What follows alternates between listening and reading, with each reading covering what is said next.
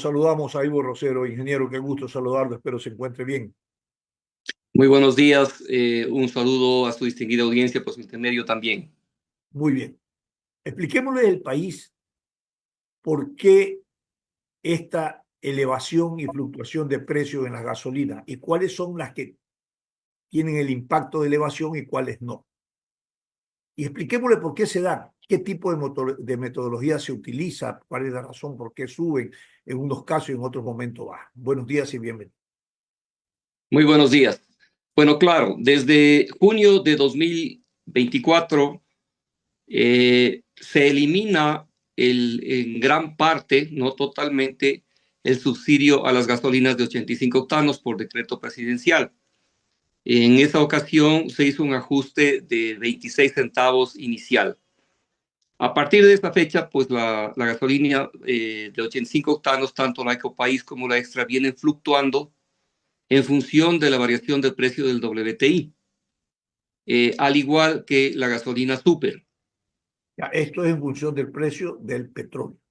Correcto, del WTI, Sí, yo ¿no? sé, pero es que para que la gente Del precio del entienda qué petróleo, es por el supuesto. WT.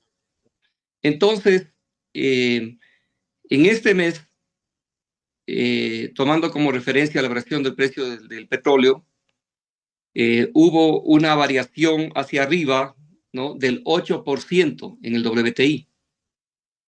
Sin embargo, el ajuste que se hace de 5.5 centavos por galón, perdón, en las gasolinas de 85 octanos, es solamente el 2% de incremento, ¿no? Entonces, el sistema de bandas establece que la variación puede ser de entre más 5 o menos 10% dentro de ese rango. Simultáneamente, Petroecuador presenta ya su cálculo del Pero subsidio. solo una pregunta. La variación en el rango de 5 al 10% solo puede ser en ese rango. Pero esa es Sí, la variación del precio al consumidor final. correcto. Esa variación es hasta más 5% Y o eso, hasta menos 10%. y eso lo determina el mercado en la oferta y la demanda. ¿Ok? ¿O hay una fórmula de ajuste para eso? Hay una fórmula que tiene esos techos, esos límites, ¿no? Esa fórmula establece que la variación puede subir máximo el 5% o bajar máximo el 10%. Perfecto. Pero el incremento que hubo fue del 2%. Sin embargo, Petroecuador el día de ayer también publica su tabla de subsidios. En el caso de la Extra, por ejemplo, son 10 centavos más y en la Ecopaís 13 centavos más de subsidio. Ya Entonces, se mantiene ese subsidio a esa escala, ¿no? 10 centavos y 3 centavos. ¿Para qué gasolinas? Para la a ver, extra. no exactamente se mantiene. En enero no hubo subsidio, el Ah, no hubo subsidio era subsidio. cero. Ya. Sí, el subsidio en enero era cero. Y ahora en enero aparece un subsidio en la Extra, por ejemplo, de 10 centavos. Entonces, estos 10 centavos adicionales de subsidio que no existió en enero, porque ya estábamos realmente en un momento perfecto para eh, eliminar o el sistema de bandas o para permitir la liberalización de los precios, pero no se hizo. Entonces, ¿qué significa que haya subsidio? Estos 10 centavos equivalen a un 2% adicional.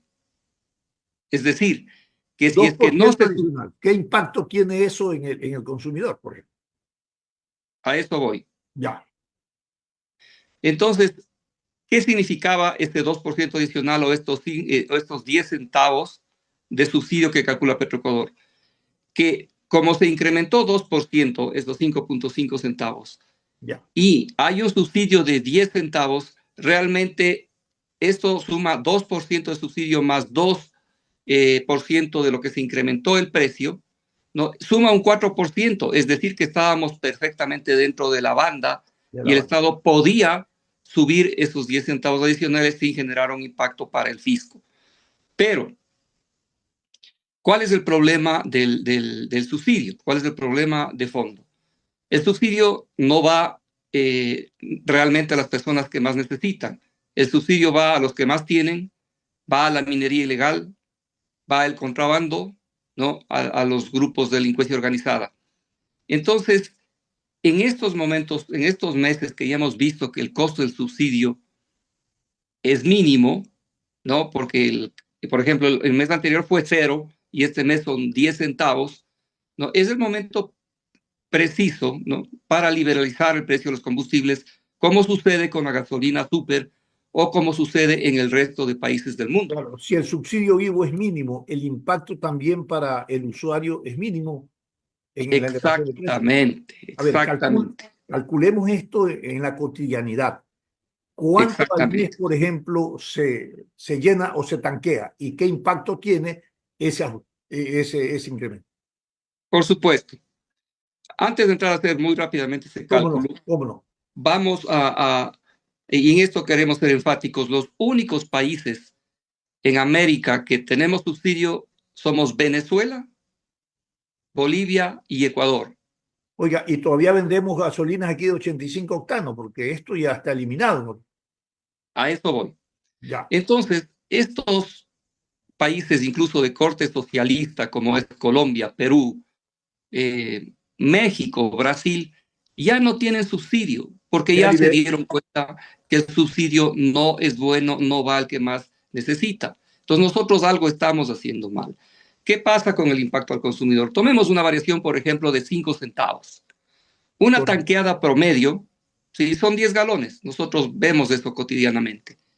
Y una persona promedio tanquea 2 veces al mes, ¿no? Llena su tanque. 5 centavos por 10 galones son 50 centavos. Supongamos que la persona no tanquee 2 veces al mes, sino 4 veces al mes, llene todas las semanas, que ya es bastante inusual. Serían 50 centavos por 4 veces, son $2 al mes.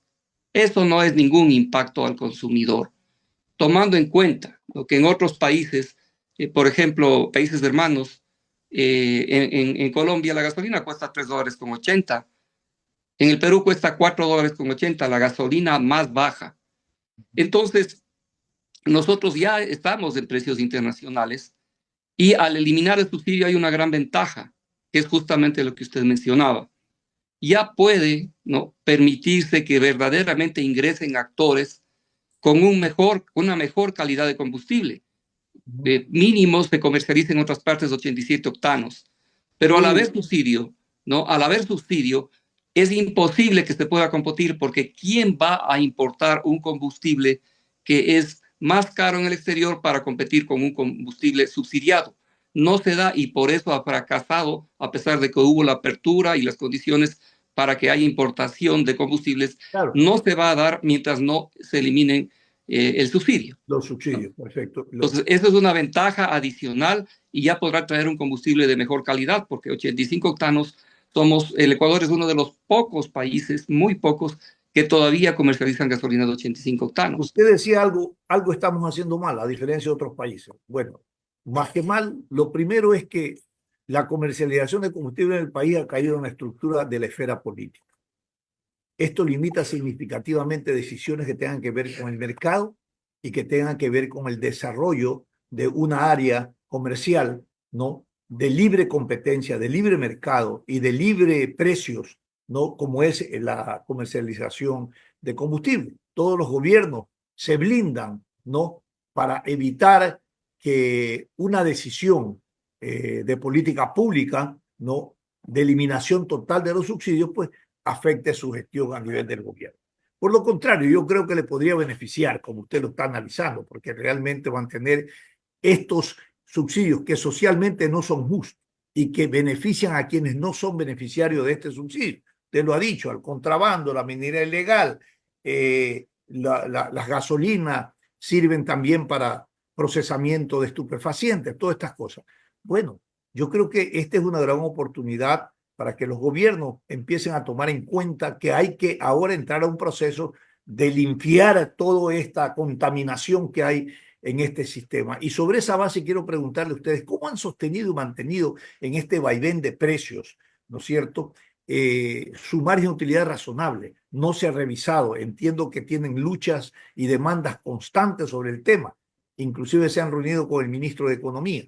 ¿Qué es lo que está pasando? ¿Qué están planteando? ¿Cómo ve usted la perspectiva de modificar significativamente el sistema?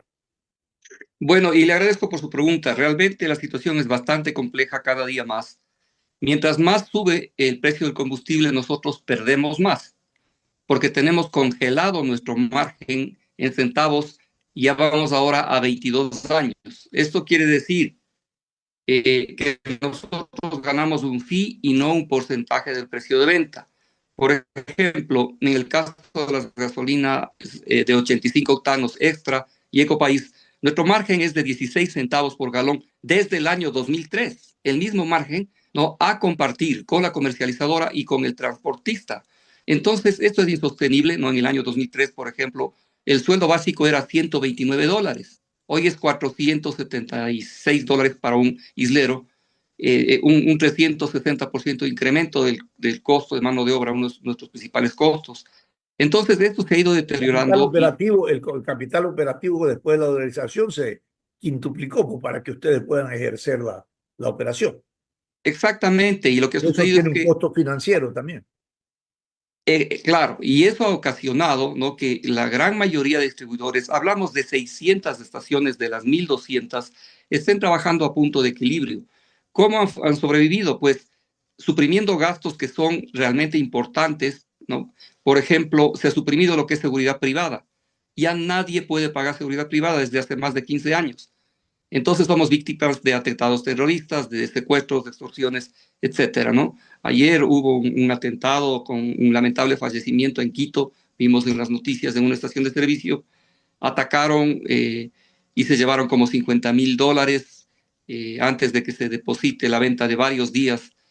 No, muy lamentable el hecho, nos solidarizamos con el colega en el sur de Quito. Hemos sacrificado también el envío y el uso del blindado. No podemos pagar blindado. Eso significa que el administrador o el dueño de la estación arriesga su vida todos los días llevando cada vez una cantidad más alta de dinero, pero sin rentabilidad. Entonces, ¿cuál ha sido nuestra propuesta? En efecto, nos reunimos con el ministro de Economía, luego de 2 plantones e infinidad de cartas, finalmente nos atendieron, dieron nuestros números, esto fue en octubre, con el ministro de Gobierno de ese momento, Arturo Félix, y fue espontáneo, ¿no? El ministro en ese momento dijo, tienen razón y vamos a hacer una hoja de ruta inmediata para solucionar su problema. Nosotros le dijimos, ministro, hay un estudio que se acaba de hacer, contratado por el gobierno en el último año, gobierno anterior, 2023, en el que ya establece el Banco Mundial que el ajuste mínimo para que nosotros podamos seguir sobreviviendo es 6 centavos por galón. Ahora que están ajustando hacia arriba y hacia abajo cada mes, ¿por qué no se ajusta 1 centavo por galón cada mes, que no va a afectar en absoluto al consumidor? Y vamos regularizando esta parte, hacemos justicia con un sector que es su socio estratégico. No ha habido respuesta, nos ofrecieron una hoja de ruta. Entendemos que estamos en un momento político complicado por las elecciones, etcétera, pero esto fue en octubre. Entonces, así hemos sobrevivido. Los distribuidores están con grandes deudas, los que pueden en los bancos, los que ya no son sujetos de crédito con las comercializadoras. Entonces, así es como hemos sobrevivido, pero realmente ya tiene que hacerse algo, ¿no? A ver, Ivo, yo realmente comprendo esa realidad de este sector, que es muy importante. Imagínense usted, son inversiones privadas. El Estado es dueño del gas, pero ustedes han hecho la inversión, ¿no? Y esa inversión tiene un costo en el orden financiero, ¿no? Por un lado, y por otro lado, el trabajo que ustedes a través de la red de gasolineras realizan es un aporte significativo a favor del Estado, porque imagínense usted, un Estado que tenga que manejar miles de gasolineras, ¿no? Que estatice esto, es imposible, es imposible. Yo le voy a contar una experiencia. Yo he sido dirigente por muchos años de los distribuidores de gas en el país. Y tampoco, al igual que ustedes, después de que se hizo la dolarización, no nos revisaron los márgenes de utilidad. Insistíamos de la manera que usted y que ustedes lo hacen. Oficios, reuniones con ministros y todo. Pero hasta ahora no se revisa el margen de utilidad también razonable para el distribuidor de gas, el que vende al consumidor final, el mismo tema de ustedes. Sin embargo, logramos sacar un reglamento Tal vez la realidad de ustedes es diferente. Como le dijimos al Estado, ustedes no nos van a revisar nunca el margen de utilidad. Hagamos un reglamento donde lo que nosotros pedimos o nosotros vendemos en nuestra bodega, el 20% de nuestro volumen comprado, ¿no? Lo vendemos al precio oficial, pero no me regule el precio de servicio a domicilio, que sería el 80% que nos queda. Y nosotros, como ese precio no está regulado, ese es el precio que nos salva y nos da un equilibrio para seguir manteniendo el negocio y aportando, porque esto es un servicio. Imagínese usted, se paralizan los distribuidores de gas, no se paralizan, dejan de vender porque no tienen margen de utilidad razonable y nadie está obligado a realizar un trabajo forzoso ni gratuito. Esto es un principio constitucional. Así es. Imagínese el caos, y lo mismo ocurre con las gasolineras, ¿no? Que pueda ocurrir para un gobierno si no atiende y resuelve estos problemas. Y le digo una cosa, Ivo, que con esto hemos podido hasta ahora mantenernos, pero no hay visos de ningún gobierno que diga, ¿sabe qué? Vamos a revisar la estructura de precios y los márgenes razonables y revisar el precio de venta al consumidor. Es la misma realidad. El gobierno tiene que interesarse por esto. Sí, bueno, ahí afortunadamente se logró lo que usted menciona, que no, No está que les regulado, claro. permitan compensarse a través del transporte. En nuestro caso es peor, porque el En el transporte, transporte no lo pueden hacer ustedes. definitivamente, hay dos escenarios. Los distribuidores que tienen su propio tanquero, Claro. ¿no? Y los que se contratan el servicio de transporte. Pero el transporte también está congelado más de 15 años y no se ha podido ajustar.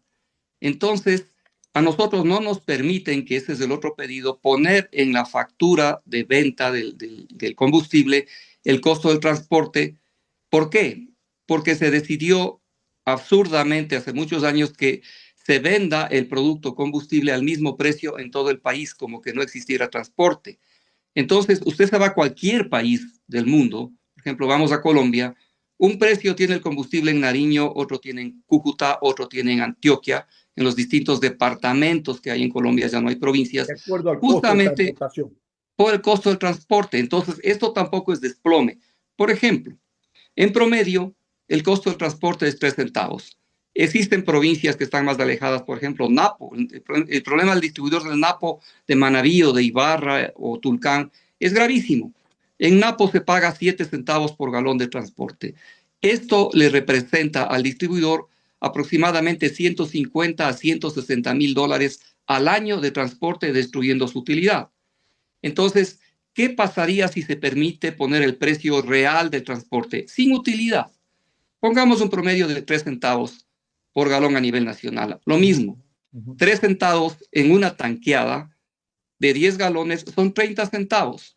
Entonces preguntamos, ¿es un desplome para el consumidor pagar en lugar de 27 dólares por tanquear en Manabí o en Ibarra, pagar 27 dólares con 30 centavos más? Claro. No es desplome. Poner el transporte en la facturación del precio final del consumo, para el consumidor. Exacto.